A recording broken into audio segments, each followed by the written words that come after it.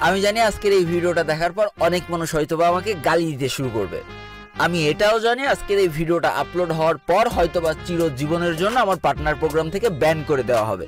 আমি এটাও জানি আজকের এই ভিডিওটা আপলোড করার পর হয়তোবা আমার চ্যানেল বা ফেসবুক পেজ উড়েও যেতে পারে। এমনকি আমি এইটাও জানি আজকের ভিডিওটা আপলোড হওয়ার পর হয়তোবা আমার জেলখানায় থাকতে হতে পারে। স্পোর্টস ওয়ার্ল্ড কাপ 2025 থেকে বাংলাদেশের একমাত্র টিম RHK কেন 18 নম্বর স্কোয়াড হয়ে বিদায় নিল, এর পিছনে লুকিয়ে থাকা চরম সিন্ডিকেট আর সত্য ঘটনা আজকে তোমাদের সামনে তুলে ধরতে চলেছি।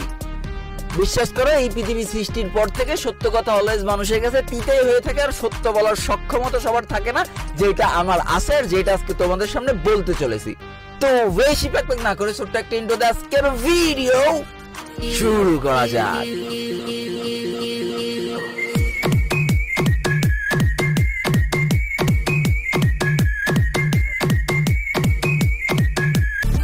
স্পোর্টস ওয়ার্ল্ড কাপে বাংলাদেশ থেকে একমাত্র টিম যেটা কিনা RHK গিয়েছিল রিয়াদে টুর্নামেন্টে অংশগ্রহণ করতে।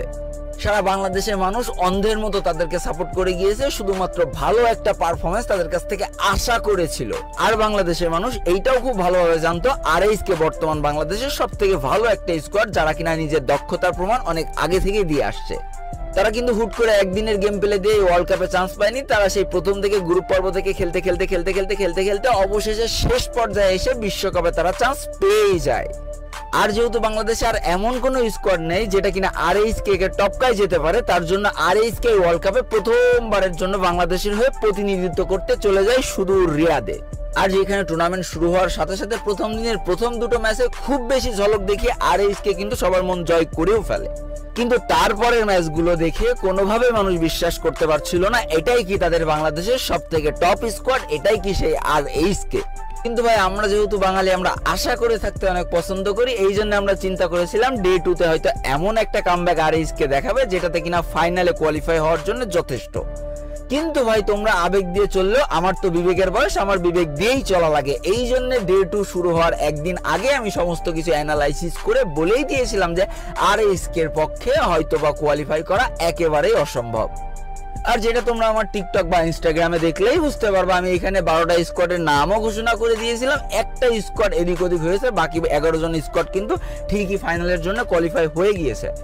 আর আমার কথাগুলো ফুলে যেতে বেশি দিন টাইম লাগেনি। ডে 2তে RHKটা এমন ভাবে পারফরমেন্স করে, এমন ভাবে মার খায়, যেখানে প্রত্যেকটা বাঙালির মন টুকরো টুকরো করে ভেঙে যেতে শুরু করে।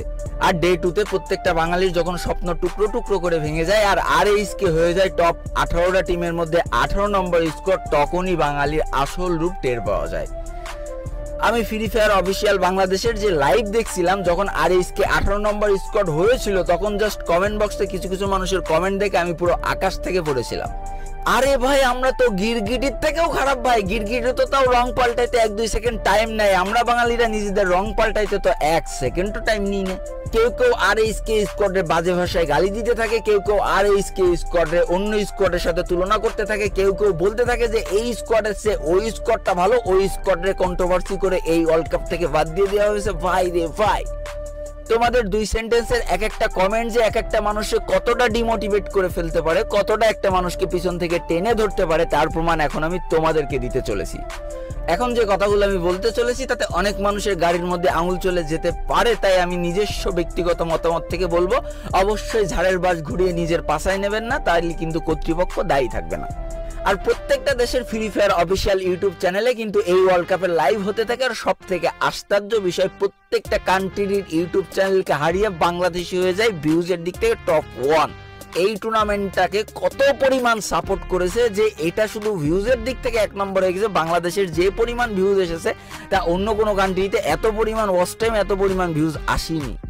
তাইলে একটা ছোট্ট করে গালি দিয়ে কেউ মনে নিও না, কি রে বোকাচোদা, তোরা যখন এত স্পোর্টস এর সাপোর্ট করিস, তোরা যখন এত স্পোর্টস এর ভালোবাসিস, তাহলে নাইম আলম রে হারিয়ে যেতে দিলি কেন? এই আজকে যারা বাঙালি হয়ে বিশ্বকাপে যে কমেন্ট করছিস RHK OP, তারা কনে ছিলি নাইম আলম যখন একের পর এক ইন্টারন্যাশনাল ট্যুরগুলো জয়ী হয়ে বাংলাদেশে প্রাইজ পুলগুলো নিয়ে আসতো?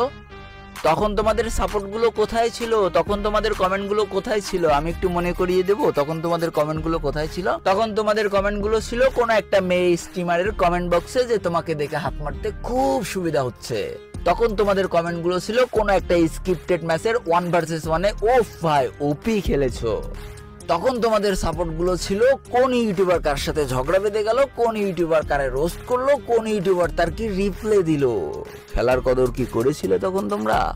যেখানে নাইম আলম পুরো বাইরের দেশ থেকে সম্পূর্ণ সাপোর্ট পেত, সেই নাইম আলম কিনা বাংলাদেশে একটা ই স্পোর্টস টুর্নামেন্টের ভিডিও ছাড়লে লাইক পেত মাত্র 2000-4000 আর ভিউজ আসতো মাত্র 50,000। কোথায় ছিলে? আমরা দাঁত থাকতে দাঁতের মর্ম দিতে পারি না। আর আজকে যখন আরএসকে নিজের যোগ্যতায় একটু একটু করে উপরে উঠছে, তখন টিকটক তো বানাইতেই হবে আরএসকে রে গালি দিয়ে, কমেন্ট বক্সে তো বলতেই হবে আরএসকে চেয়ে অমুক স্কোয়াড ছিল। আরে তোর আব্বার স্কোয়াড যদি ভালোই থাকতো তো তাহলে তোর আব্বার স্কোয়াডই ফাইনাল খেলতে যেত, আরএসকে যেত না। এবার আসে 2025 সালের ইভোজ স্কোয়াডের এই যে মালটারে তোমরা দেখছো, যেটা কিনা মোস্ট ভ্যালুয়েবল প্লেয়ার 2025 হয়েছে। এরে দেখে অনেকে কমেন্ট করছে, ইস বাংলাদেশে যদি এমন একটা প্লেয়ার থাকতো তাহলে বাংলাদেশে হয়তো আজকে চ্যাম্পিয়ন হয়ে যেত। আহারে, এই যে 2025 সালে ইভোজ স্কোয়াডের যে মোস্ট ভ্যালুয়েবল প্লেয়ার হয়েছে, তার 7-8 বছরের লাইফ থেকে তোমাদের একটু ঘুরিয়ে নিয়ে আসি।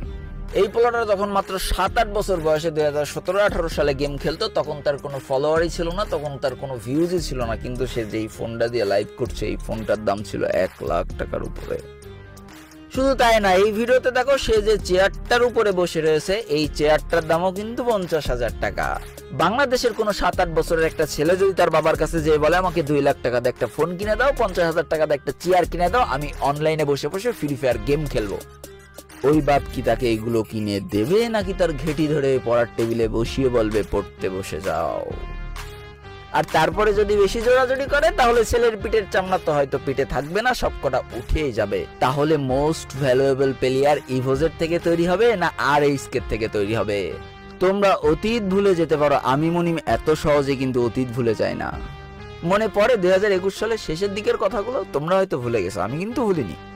যেখানে একের পর এক নিউজ চ্যানেলগুলো নিউজ করছিল যে ফ্রি ফায়ার গেম খেলে বন্ধুর হাতে বন্ধুর খুন, ফ্রি ফায়ার গেমে টপ আপ করতে না পেরে কিশোরের উগ্র আচরণ তার পিতামাতার সাথে, ফ্রি ফায়ার গেমের আইডি নষ্ট হয়ে যায়, বন্ধুর হাতে বন্ধু খুন। এত সুন্দরভাবে এইগুলো নিউজ চ্যানেলে উপস্থাপন করা হতো, সারা দেশ জুড়ে আলোড়ন সৃষ্টি হয়ে গিয়েছিল ফ্রি ফায়ার গেম খেলা মনে হয় একটা ক্রাইম।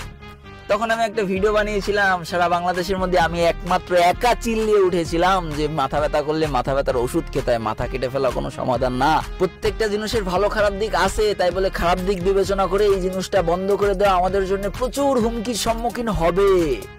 সেদিন হয়তো অনেকে পাগল মনে করেছিল আমাকে। তাহলে আজকে তোমাদের কাছে একটা প্রশ্ন করি, সিগারেট খেয়ে তো প্রত্যেক মাসে লক্ষ লক্ষ মানুষ মারা যাচ্ছে, তাহলে এই নিউজ চ্যানেলগুলো কেন নিউজ করছে না যে সিগারেট খেয়ে এমুকির মৃত্যু তমুকির মৃত্যু, সিগারেট ব্যান করে দাও? করতে পারবে না তো, কারণ সিগারেট তো মোটা টাকা ঘুষ দেয় সরকারের, আর ফ্রি ফায়ার পাবজি তো ঘুষ দিত না, অর্থাৎ যেটাকে ট্যাক্স বলে। তারপরে একদিন ঠাস করে পাবজি ফ্রি ফায়ার ব্যান করে দেওয়া হলো। মনে আছে তার আগের দিনগুলোর কথা? কত ভালো ভালো ই স্পোর্টস স্কোয়াড ছিল বাংলাদেশে, একটা গিল্ডের কত ভালো ভালো প্লেয়ার ছিল। হয়তোবা তোমাদের মনে থাকবে না, কারণ তোমরা নতুন প্লেয়ার, কিন্তু যারা ওল্ড প্লেয়ার আসো তারা জানো যে কত ভালো ভালো ই স্পোর্টস স্কোয়াড ছিল। তারা যদি সেই সময় থেকে খেলা এই পর্যন্ত ধরে রাখতো, সেই সব ওল্ড প্লেয়ারের এক্সপিরিয়েন্সের কাছে বর্তমান প্লেয়াররা কিচ্ছু হতো না। কিন্তু সব থেকে মজার ব্যাপার কোথায় জানো? সেই হারামজাদা নিউজ চ্যানেলগুলো আজকে যখন বাংলাদেশের এত নামডাক হয়ে গিয়েছে, আবার ভিউজ কামাইতে আরএসকে করতে করতে গলার ফেনা তুলে দিয়েছে। আর তোমরা কতটা অকৃতজ্ঞতার কমেন্ট বক্সে যে লিখতেছো যে ওপি ইন দা আরএসকে। অতীত তোমরা ভুলে যেতে পারো, আমি ভুলিনি ভাইয়া। কাহিনী তো এখানেই শেষ না। মনে পড়ে না 2022 সালের কথা, যেখানে গুটি কয়েক স্কোয়াড মিলে একটা ল্যান্ড টুর্নামেন্টের আয়োজন করা হয়েছিল, আর যেটাই ছিল তাদের জীবনের সব থেকে বড় ভুল, যেখানে পুলিশ হানা দিয়ে তাদের প্রত্যেকটা মানুষকে অ্যারেস্ট করে। যখন টাকার অভাব দেখা যায় তখন জানে যে কোনো জায়গায় একটা ছিনতাই করলে কিছু না হলে একটা মোবাইল পাওয়া যাবে। এবার এই খেলার জন্য যেন তেন মোবাইল লাগে না, এটার জন্য অনেক ভালো আইফোন, ম্যাক্সিমাম আমরা যে আইফোনগুলো নিচ্ছি, আইফোন প্রত্যেকটাই খুব দামি আইফোন, এবং এই টাকাগুলো তারা কোথায় পাইলো? কারণ হিসেবে দেখায় এখানে অনেক প্রাইজ মানি দেওয়া হবে। এই প্রাইজ মানিগুলো তারা কি চুরি ডাকাতি করে ইনকাম করেছে? তাদের কাছে এত ভালো ভালো ডিভাইস তারা কোথায় পেয়েছে? তাদের কাছে এত প্রাইজ পুল কোথায় আসলো? এটা তো পুরো জুয়ার একটা শামিল, এটা বড় একটা ক্রাইম। সারা বাংলাদেশ থমকে গিয়েছিল, প্রত্যেকটা পিতামাতা মনে করেছিল এই গেমটা খেলা ক্রাইম। তারপর থেকে আমি মনে করি এই গেমটা যারা খেলে তারা অনেক চুরি চামারি করেই খেলে এসেছে, খেলে খেলে এই পর্যন্ত এসেছে। এখন সেই শিক্ষিত সমাজের কাছে প্রশ্ন করতে চাই, শালা সেই সময় যদি প্রাইজ মানিটারে তোরা জুয়া হিসেবে ধরিস, আজকে ফ্রি ফায়ার ওয়ার্ল্ড কাপে $1 মিলিয়ন দিচ্ছে, এটা কেন জুয়া হিসেবে ধরছিস নে? আর ইসকেরা যে $5,000 পেয়েছে পুরস্কার, সেটা দেশে আনতি কেন বাধা দিচ্ছিস নে? ভাই সত্যি কথা আমি গলা ফাটায় বলবোই, কারণ বিশ্বাস করো আমি এমন একটা মানুষ যে যতক্ষণ নিজের কাছে নিজে ঠিক, লোকে আমার একটা বাল ছিড়লো আমার কিচ্ছু যায় আসে না। আচ্ছা আরএসকে স্ট্রাগলের কথা বাদ দিলাম, মনে করো আরএসকে কোনো স্ট্রাগলই করিনি, কিন্তু এই যে একটা সময় বাংলাদেশের নাইম আলম স্কট এশিয়া মহাদেশের যে কাপায় বেড়াতো, ওরা কতটা পরিশ্রম করতো, কতটা চেষ্টা করতো, কতটা স্ট্রাগল করতো, মনে আছে সেই দিনগুলোর কথা। তারপরেও নাইম আলমের ভিডিওতে মাত্র 50,000 ভিউজ আসতো, লজ্জা লাগে না? এরপরে যদি বলিস যে ই স্পোর্টস আরএসকে ভালো খেলে না, তোদের কি লজ্জা শরম নেই? তোরা টিকটকে কোন মুখে ভিউজের লোভে এই ভিডিওগুলো বানাইতে পারিস যে আরএসকে ভালো না, আরএসকে থেকে অন্য স্কট ভালো, অন্য স্কট হ্যান ত্যান ভালো, মানে কোনো বিন্দু মাত্র লজ্জা শরম নেই। আমরা তো বাঙালি ভাই।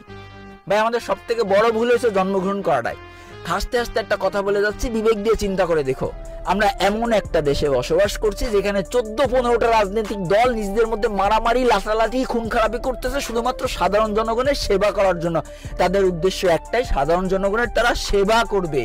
ভাই চিন্তা করে দেখো আমরা কি পরিমাণ ভাগ্যবান, আমাদেরকে সাধারণ জনগণ যারা তাদেরকে সেবা করার জন্য তারা নিজেদের মধ্যে মারামারি করে মরে যাচ্ছে। এর থেকে কষ্টের আর হাসির কিছু হইতে পারে ভাই? কথাটা হাসতে হাসতে বলে ফেলেছি, কিন্তু এই কথাটা শুনলে না অনেকের পাছার তলা দিয়ে গদি সরে যাবে যদি সে বুঝতে পারে আমার এই কথাটার অর্থ।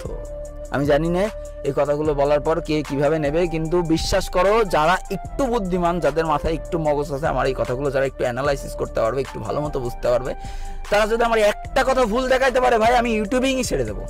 যাও, এইটুকু বললাম, টাটা, বাই বাই।